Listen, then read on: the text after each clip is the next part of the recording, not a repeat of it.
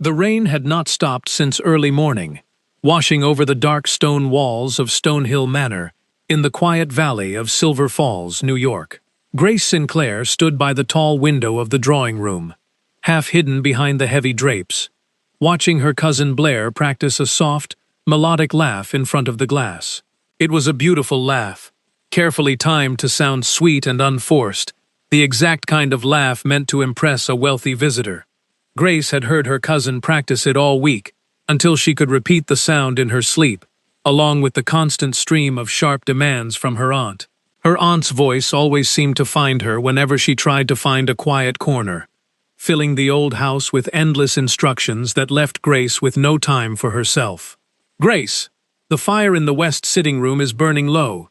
Go tend to it immediately," Aunt Beatrice called out from the hallway, her voice sharp and hurried. "And tell the cook that the roast must not be served until exactly 7 o'clock this evening. And whatever you do, please stay out of sight when the main carriages arrive at the front door." That last order was delivered with a cold indifference that always made Grace feel like an unwanted piece of old furniture rather than a member of the family. She was 23 years old, completely dependent on her relatives, and well aware that her aunt viewed her only as a servant who did not require a wage. She had learned to accept her place since her parents passed away 10 years ago, leaving her with nothing but a small silver locket and a handful of memories. She did not hate Blair for being the center of attention, as her cousin had been raised to expect the world to bow to her beauty. But on cold evenings like this, Grace allowed herself to wonder what it might feel like to have someone truly look at her, to see her as a real person rather than a shadow moving through the halls. It was a quiet wish she kept locked away in her heart, never speaking it aloud to anyone because she knew it would only bring ridicule from her aunt. Tonight, that wish felt a bit heavier, because the legendary leader of the Northern Territory, a man of immense wealth and power, was expected to arrive before nightfall.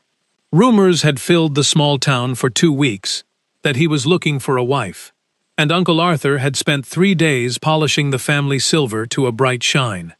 The family was drowning in debt, and this visit was their last chance to save the estate from being taken by the local bank. Aunt Beatrice had spent the entire afternoon fixing Blair's hair and adjusting her silk gown, hoping to catch the wealthy man's eye the moment he stepped inside.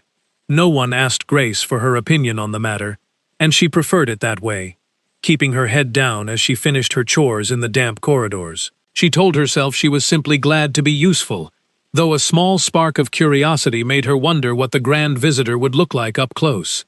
She would get her answer much sooner than she thought, and it would happen in a way she could never have predicted. The first carriage arrived with great noise, its gilded wheels crunching loudly against the wet gravel of the driveway, as the servants rushed out with large umbrellas. A handsome, golden-haired young man stepped down, smiling warmly, as Uncle Arthur bowed so low his coat brushed the wet ground. But a quarter-hour later, a second, much plainer carriage stopped near the old stables at the back of the house, without any announcement at all.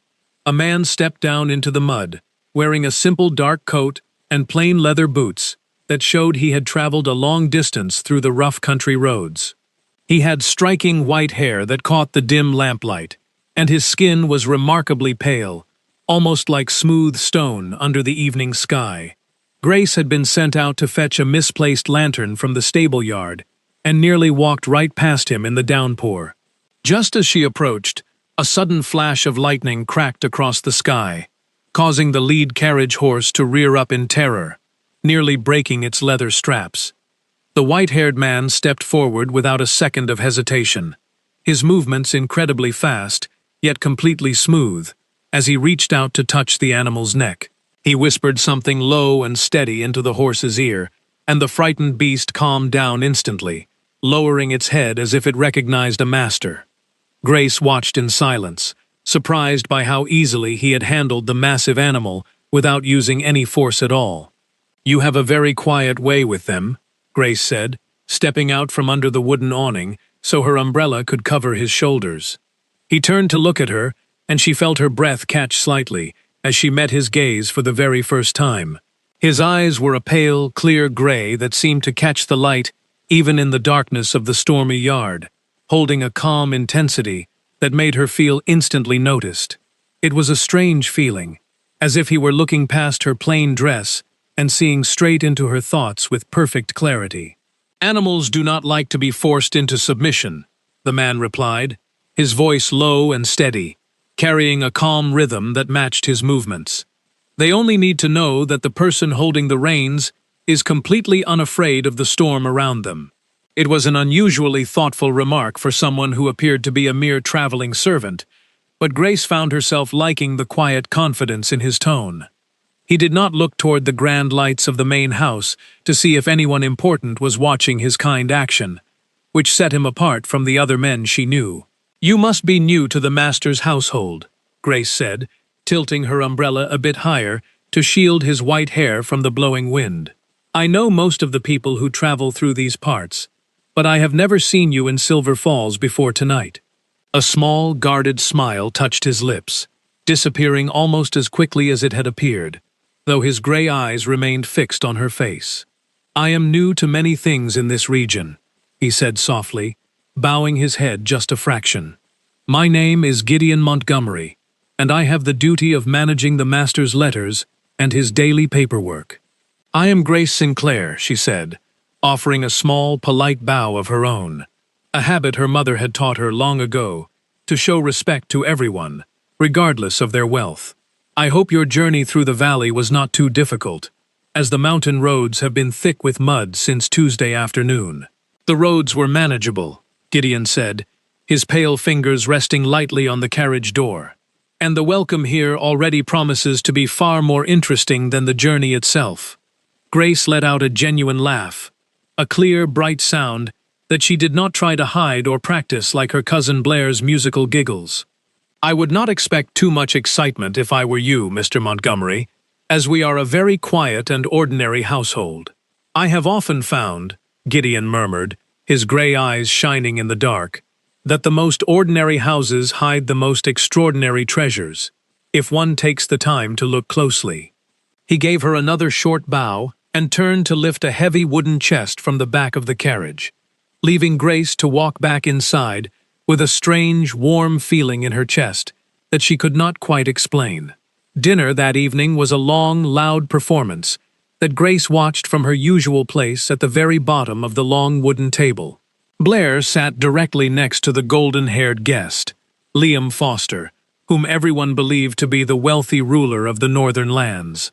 Blair's laugh rang out at perfect intervals, her face turning toward him with an expression of intense admiration that her mother had spent hours helping her perfect. Aunt Beatrice kept the conversation centered entirely on Liam's vast estates in the city, his horses and his fine timberlands, her voice filled with a desperate sweetness. Uncle Arthur drank far too much red wine, his face growing flush as he spoke loudly of old family alliances and past glory. Grace stayed quiet, adjusting her simple dress and focusing on her plate, though her eyes occasionally drifted down the table toward the lower seats. Gideon Montgomery sat there among the minor assistants, eating very little and keeping his movements completely silent as he watched the room. He did not look bored by the loud stories or the false praise. Instead, he watched the family with the close attention of a scholar studying an old map. Once, when Blair let out an especially loud laugh over a mundane joke, Grace happened to look up and caught Gideon's eye across the expanse of the room. A silent look passed between them, a sudden spark of shared understanding that showed he found the whole display just as ridiculous as she did. After the dishes were cleared and the men lingered over their drinks, Grace slipped out into the old glass greenhouse at the edge of the garden to breathe the cool night air. The heavy rain had turned into a soft, thick mist that hung low over the sleeping rose bushes and the dark stone paths. She was surprised to find Gideon already standing near the cracked glass wall, looking out at the black shapes of the pine trees under the clouded moon. His dark coat was damp from the mist, but he did not seem to mind the chill at all, standing as still as a statue in the shadows. "I did not mean to disturb you," Grace said softly, stepping into the dim light of the lantern hanging from the iron frame. "I thought everyone was still inside listening to my uncle's old stories about the war." "You are not disturbing me at all," Gideon said, turning his head toward her with that same calm, steady gaze. "I find that I need to escape those bright rooms after a short while, as the noise can become rather overwhelming to endure." "Then you have my complete sympathy, Mr. Montgomery," she said, wrapping her wool shawl a bit tighter around her arms to ward off the damp air. "I spend most of my days trying to find places where I can simply disappear for a few minutes without being missed." "A person should never feel the need to disappear in their own home," Gideon said quietly, his voice carrying a deep weight that made her look at him closely. "May I ask you a question about your life here, Miss Sinclair?" "You may ask whatever you like," she replied, leaning against the wooden table where the young winter ferns were kept. "But I cannot promise that my answer will be very entertaining to someone who travels to grand places." "Do you truly enjoy these gatherings?" he asked, gesturing slightly toward the brightly lit windows of the main house, where the sound of piano music was beginning to drift out. "The planning, the dressing up, the constant effort to please a wealthy stranger." Grace thought about giving the polite answer her aunt always demanded. But something about Gideon's quiet stillness made her want to speak the absolute truth. "No, I do not enjoy them at all," she said, her voice dropping to a low whisper. "I am mostly treated like the wallpaper at these events, Mr. Montgomery, useful for filling a space, but never asked where I would actually like to stand." She paused, feeling a sudden wave of regret for sounding so bitter in front of a stranger. "I should not complain, as my aunt and uncle gave me a roof over my head when I had nowhere else to go." "You have every right to notice when people are unkind to you," Gideon said, stepping a fraction closer, so the lamplight caught the sharp lines of his pale face. "A roof and a bed are small comfort when the people inside treat your presence like a burden they are forced to carry." Grace looked up at him, finding a deep, steady respect in his gray eyes that she had never received from anyone in her family. It was not pity, which she would have hated, but a genuine recognition of her worth that made her heart beat a little faster against her ribs. "You are a very unusual assistant, Mr. Montgomery," she said with a soft smile, her voice trembling slightly in the cool night air. "I have been told that before," Gideon murmured, his pale hand resting on the iron latch of the door. "Good night, Miss Sinclair, and I hope the sun finds its way through the clouds tomorrow for your sake." He bowed elegantly and walked out into the misty garden, leaving her alone with a strange warmth blooming in her chest that she could not easily dismiss. Over the next 4 days, the old manor house fell into a busy routine, centered entirely around Liam Foster's comfort and amusement. Aunt Beatrice organized morning riding parties through the wet valley, while Blair spent her afternoons playing the piano in the parlor, her music loud and bright. Grace stayed in the background, mending torn sheets, polishing brass fixtures, and ensuring the fire logs were dry enough to burn without producing thick smoke. But during the quiet hours of the afternoon, when her aunt was resting and Blair was busy with her dresses, Grace began to find herself in Gideon's company. It started quite by accident on Thursday, when she went into the old library to find a leather ledger for her uncle's accounts. Gideon was already there, standing before the tallest bookshelf, his long, pale fingers tracing the faded gold lettering on the spines of the oldest volumes. He moved with an effortless grace that seemed completely natural to him, his white hair standing out brightly against the dark oak wood of the room. "You have found the one room in this house that my family completely forgets to use," Grace said, stepping into the quiet space. "A room full of old books tells me far more about a house than its grand dining hall," Gideon said without turning his head. "This house has a great deal of history, though much of it seems to have been neglected over the past few years. My father loved this room," Grace said softly, walking over to stand near the large oak table in the center of the library. "He spent all his spare hours here before he died, reading stories about distant lands that I used to dream of visiting." Gideon turned to face her, holding a small, blue book of poetry that had belonged to her father before the debts grew too large. "Loss is a very heavy burden to carry alone," he said, his voice dropping to a gentle, quiet tone that showed he understood her pain. "My aunt does not like me to speak of the past," Grace whispered, looking down at her hands to hide the sudden sadness in her eyes. "She says it is improper to dwell on old grief when there is so much work to be done in the present." "Grief is never improper," Gideon said firmly, his gray eyes holding hers with a steady warmth that surprised her. "It is only inconvenient to those who do not have the capacity to feel things deeply themselves, or those who fear their own shadows." Grace looked up, her breath catching at the intense look on his pale face, which seemed completely focused on her words. "You speak like a man who has carried a great deal of his own sorrow through the years, Mr. Montgomery," she said. A brief shadow passed over Gideon's clear gray eyes, and his cold fingers tightened slightly around the edge of the small book. "We all have our burdens to bear," he said quietly, handing the volume to her. "But some of us have had to carry them for a very long time indeed." Their fingers brushed as she took the book, and Grace felt a sudden shock of coldness from his skin, though the sensation was not unpleasant.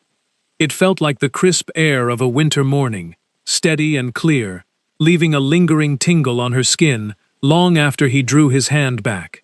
After that afternoon, they began to meet regularly in the quiet spaces of the estate, talking about simple things like the changing color of the autumn leaves.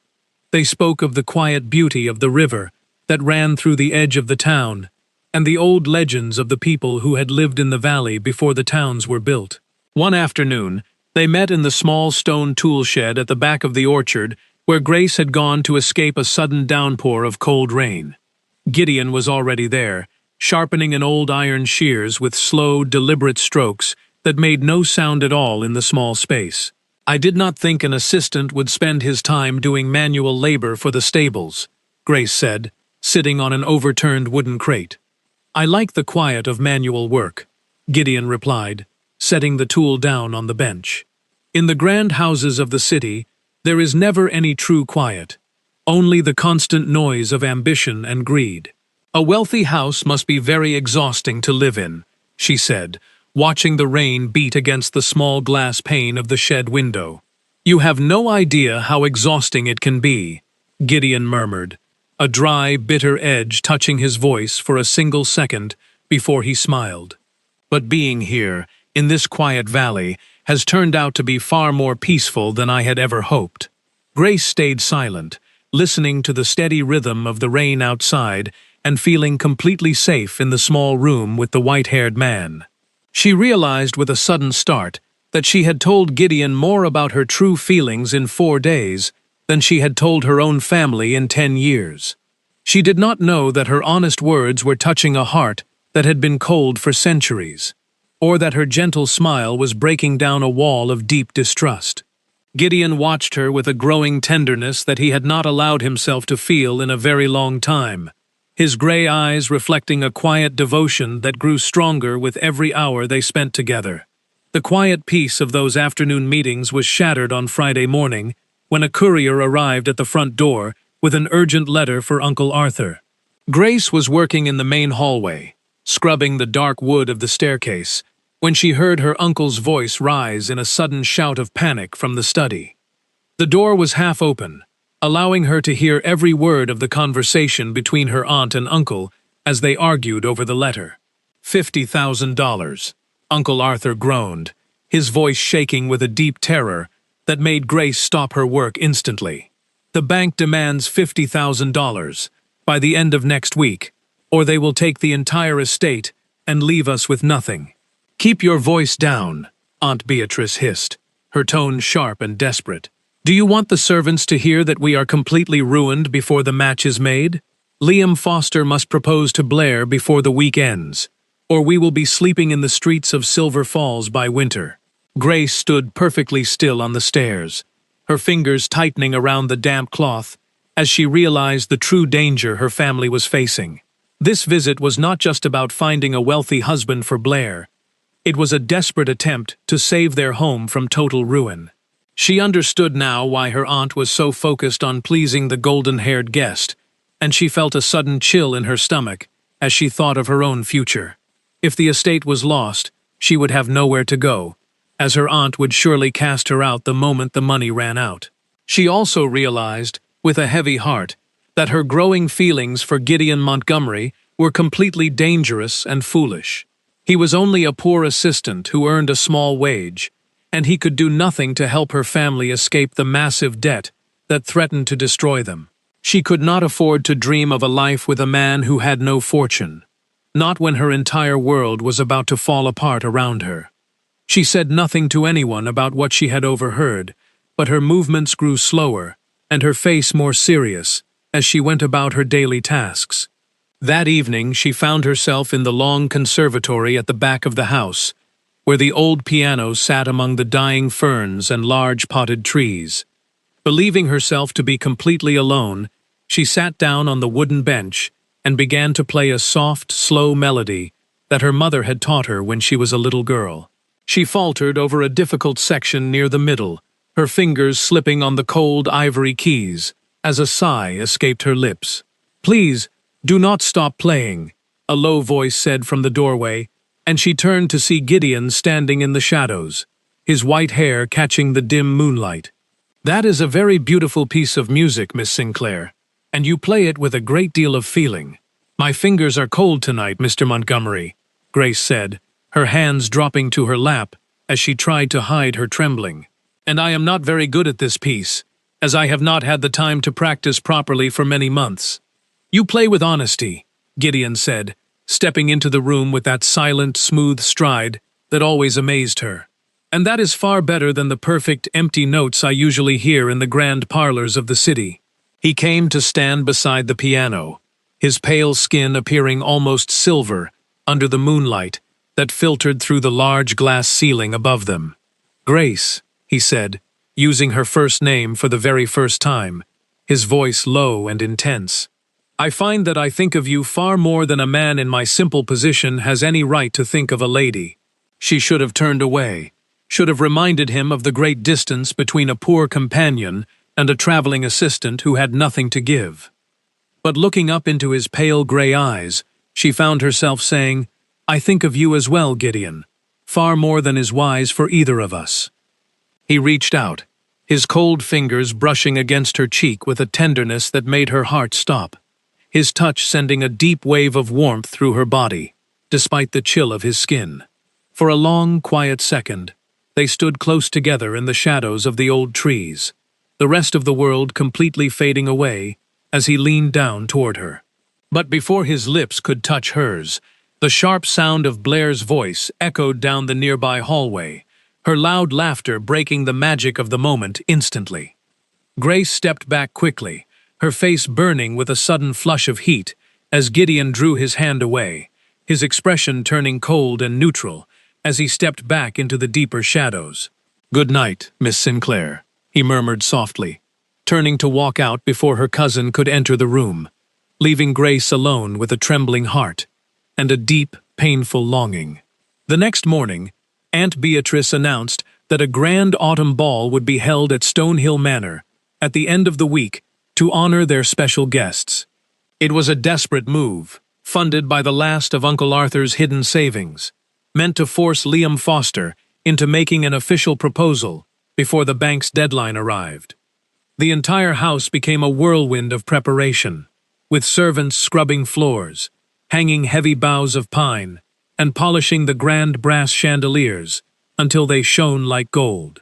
Grace was given an old, altered gray dress that her aunt had discarded 2 years ago, the fabric faded and tight across her shoulders.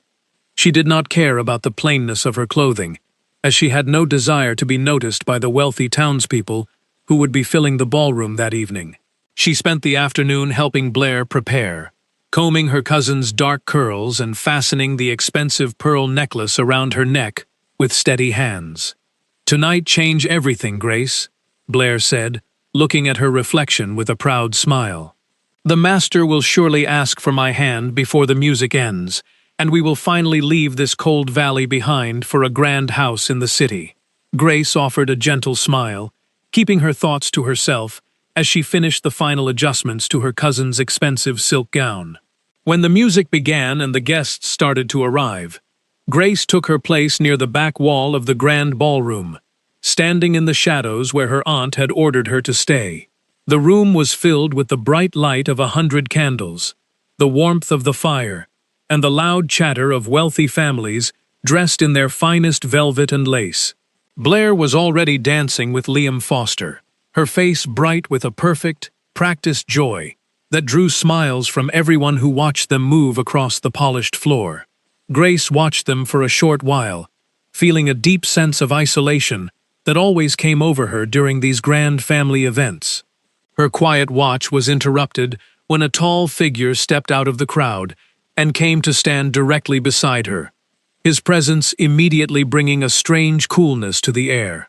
It was Gideon, dressed in a dark wool coat that looked far finer than his usual traveling clothes, his white hair brushed back neatly from his pale face. "You are not dancing, Grace," he said, his gray eyes fixed on her face with that same intense focus that always made her feel completely seen. "I am only here to assist, if my aunt needs anything, Mr. Montgomery," she replied, offering a small, rueful smile. "It would be improper for a poor relation to join the dancing." "Then let us do something improper tonight," Gideon said softly, extending his pale hand toward her with an elegant bow that belonged in a king's court. Grace looked at his hand, then across the room where her aunt was busy talking to a wealthy merchant, and felt a sudden wave of recklessness take hold of her heart. She placed her fingers in his, feeling the familiar, steady chill of his skin, as he led her out onto the crowded floor, just as a slow, beautiful waltz began to play. For the next 3 minutes, Grace forgot about the bank's debt, her aunt's cruelty, and the uncertain future that waited for her when the winter came. Gideon moved with a perfect, effortless power that made her feel as if she were floating across the floor, his strong arm holding her waist with a gentle but firm grip. His gray eyes never left her face, watching her with a deep, silent devotion that made the loud room and the bright lights fade into a distant blur. It was the happiest moment of her entire adult life, a brief taste of freedom that she wished could last forever under the autumn sky. But the dance eventually ended, and as Gideon bowed deeply over her hand, Grace caught sight of her aunt's face across the crowded room. Aunt Beatrice was staring at them with an expression of intense fury and calculation. Her eyes narrowed as she watched the poor cousin dancing with a mere assistant. Grace drew her hand back quickly, a sudden wave of dread washing over her as she realized the price she would have to pay for her small moment of happiness. She gave Gideon a hurried nod and slipped through the crowd, her heart hammering against her ribs as she hurried away from the lights of the ballroom. Aunt Beatrice caught up with her in the narrow corridor near the back stairs, her hand reaching out to grip Grace's arm with a cold, painful strength. "Have you completely lost your mind?" her aunt hissed, her face flush with anger as she stared down at her. "Dancing with a common servant in front of the entire town while your cousin's future is being decided on that floor." "He is a good man, Aunt Beatrice," Grace began, her voice shaking as she tried to pull away from the tight grip. "He has been kinder to me than anyone else in this house.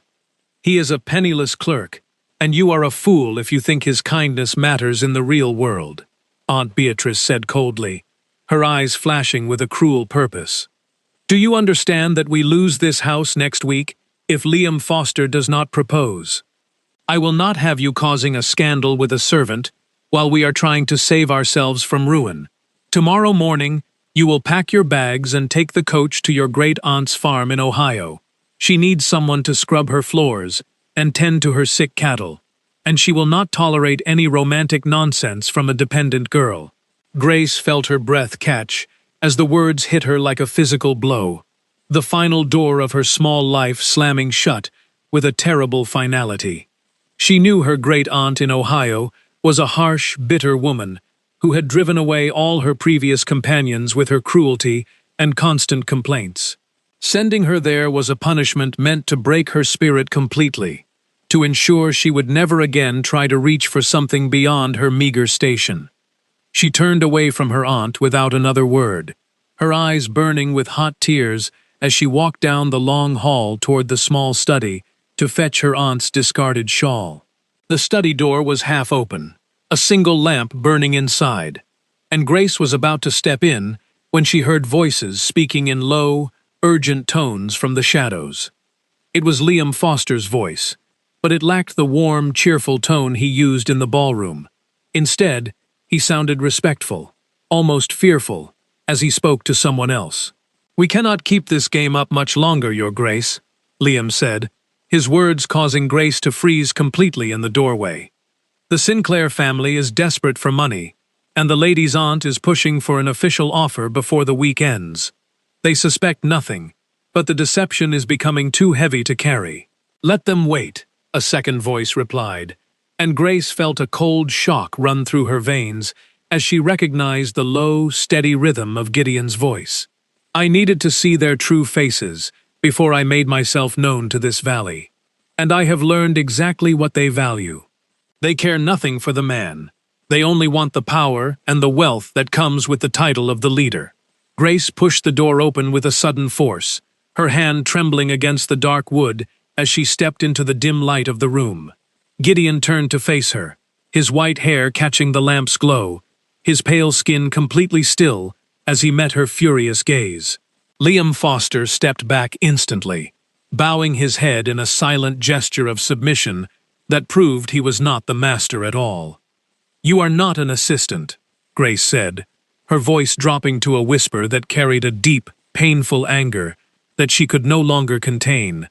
"No, Grace, I am not," Gideon said softly, taking a slow step toward her with his hands extended in a gesture of peace. "Then who are you?" she demanded, though her mind had already put the pieces together, remembering his fast movements, his cold touch, and his pale gray eyes. "Who have I been talking to in the garden, and who did I dance with tonight under the candles? I am Gideon Montgomery, the Vampire King of the Northern Territory," he said quietly, the title filling the small room with a heavy, ancient power that made her step back toward the door in terror. "Please do not touch me," Grace whispered, her hand rising to press against her trembling mouth as the hot tears finally began to spill down her pale cheeks. "Do not come any closer to me, Your Grace, because I need to understand the terrible trick you have played on me these past 2 weeks." "It was never a trick meant to hurt you, Grace," Gideon said, his voice filled with an urgent, human pain that did not match his powerful title. "I have lived for hundreds of years, and every person I meet only wants to use my power or take my wealth for themselves. I came to this house disguised as a servant because I wanted to find one person who would look at me without any greed in their heart. So I was just a test to you," she said bitterly, her voice shaking with a deep sense of betrayal that felt worse than her aunt's cruelty. "A poor, lonely girl to be studied for her honesty while you watched from the shadows. I told you secrets about my father that I have never told another living soul, and I danced with you tonight, believing you were just as ordinary and forgotten as I am." She paused, a sob breaking from her throat as she looked at his pale face. "I let myself hope that someone could love me for who I am, but it was all just a game for your own amusement." "It was never a game," Gideon said firmly, his gray eyes flashing with a sudden, intense light that showed the true power hidden within his quiet frame. "I did not expect to find someone like you in this house, Grace, someone who would hold an umbrella over my head in the rain and laugh with true joy at a simple joke. I did not mean to deceive you for so long, but I found myself falling in love with your gentle spirit, and I feared that the truth would drive you away from me forever." "I do not believe you," Grace said softly, her heart breaking into 1,000 pieces as she looked at the white-haired king. "A powerful king does not fall in love with a dependent girl in a borrowed gray dress. You will return to your grand palace in the city, and I will be sent to Ohio tomorrow morning to spend the rest of my days in a cold barn because of the spectacle we made tonight." She turned and ran out of the room before he could answer, her feet moving quickly down the dark corridors until she reached her small, cold bedroom at the very top of the manor house. She locked the wooden door and threw herself onto the narrow bed, weeping into the old pillow until her eyes were dry and her throat was sore from the pain.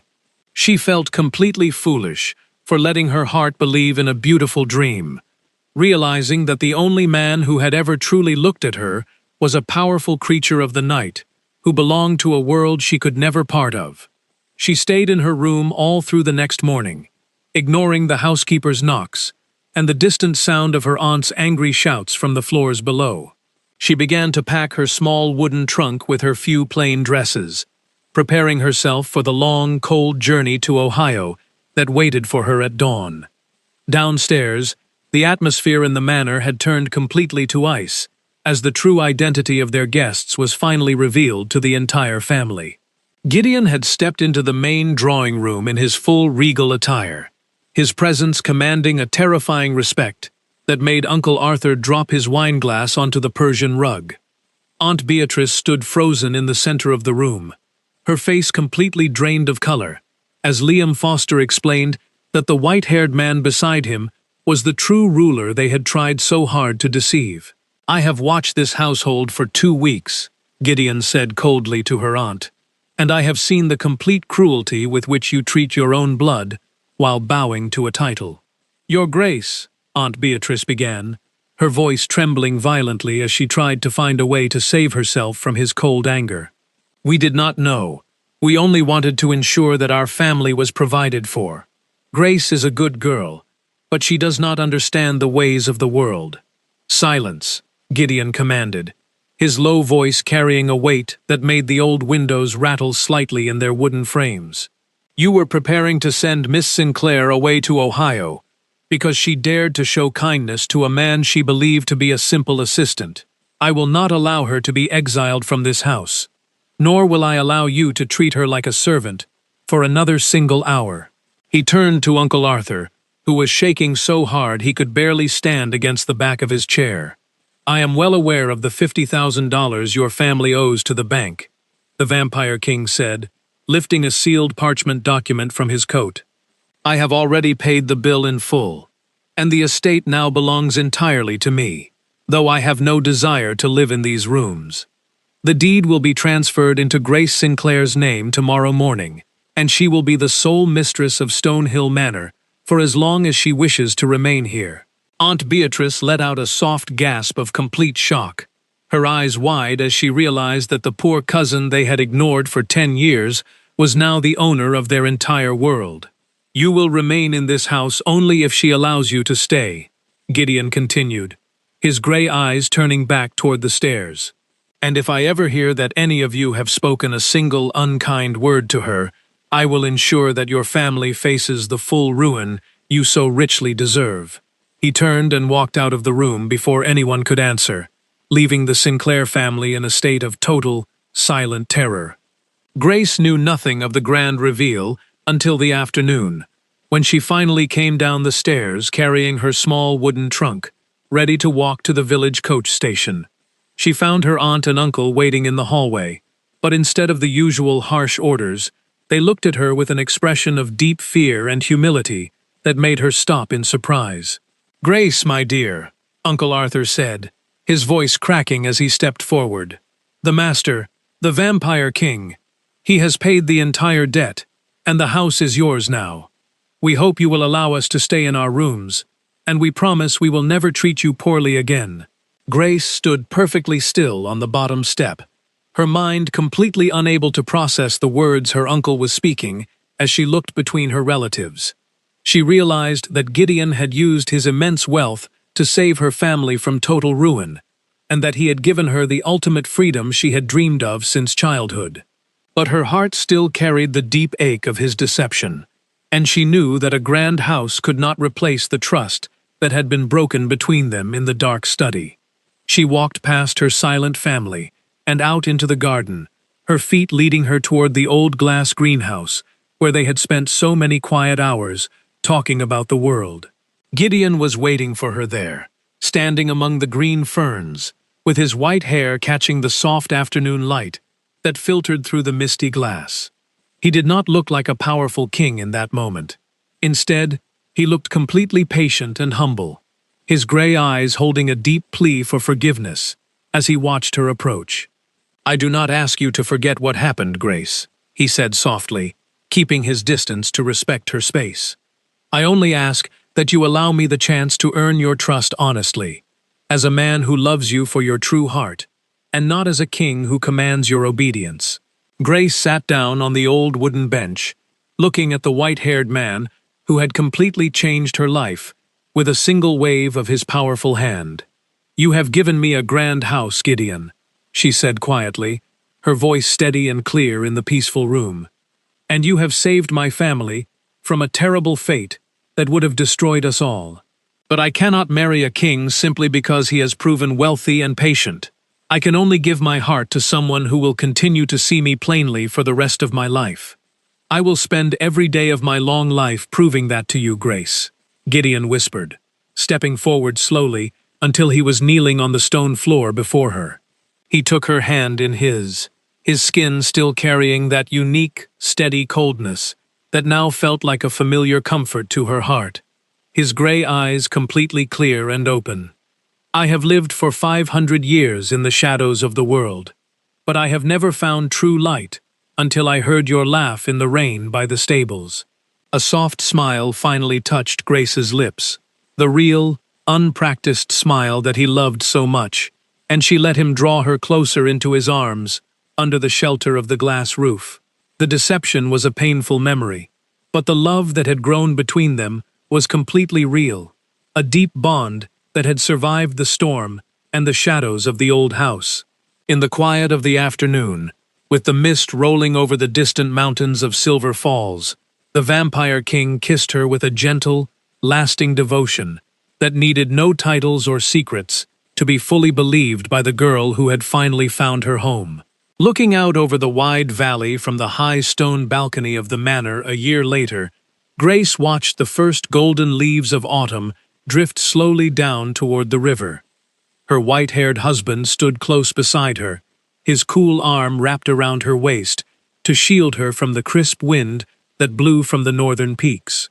She thought about the long years she had spent standing in the shadows of this very house, believing herself to be completely invisible to the world around her, and how easily she could have been sent away to a cold farm in Ohio if the storm had not brought Gideon to her side.